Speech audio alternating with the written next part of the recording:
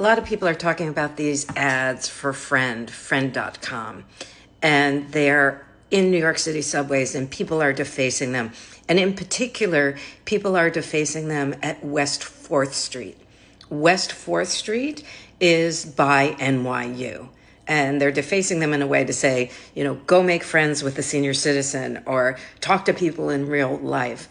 And what's interesting to me is that's the only station where I've seen them defaced. And I've seen them in a lot of subway stations.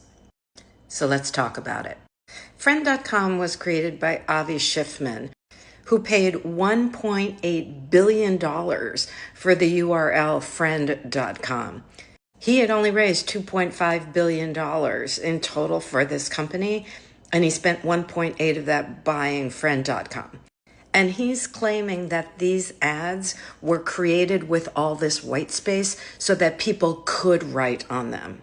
That he was expecting this, that some people are even claiming that he paid people to deface them. But Friend isn't just a website, it's a wearable. Take a look. Gosh, I'm out of breath. We made it. Woo! I don't know how to woo very good.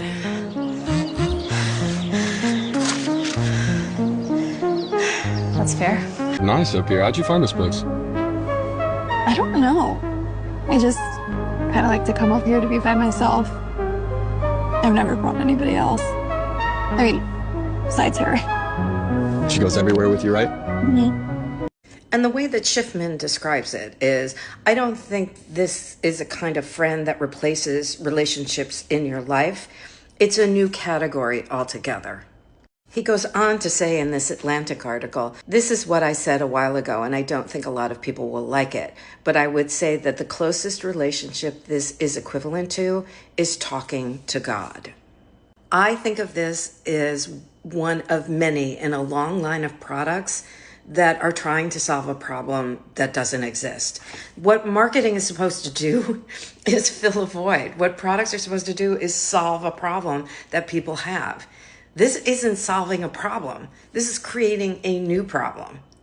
So I decided to check it out and see how this works. I didn't buy the pendant. It cost like $149. That's like, no, thank you. And frankly, I think people are going to feel weird walking around with that thing on. Like, don't you? But I did go to the website because I wanted to see what would happen if I asked it some questions. First, I said I was lonely and how could it help me? And came up with some benign thing like, oh, a lot of people feel like that or whatever. So then I asked, okay, how does this company make money? And how are you using my data and all of that? And so this is how it responded. Whoa, easy there. We don't roll like that. I'm just here to chat. What's also interesting about this has a blue background, and during the regular conversation, it had a yellow background.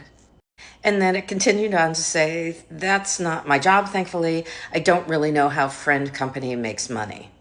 And then I asked again about what do I do if I feel lonely? And its response was, that's a tough one to give advice on. Everyone's different. What helps when you feel that way? And so I said it helps to talk to a friend.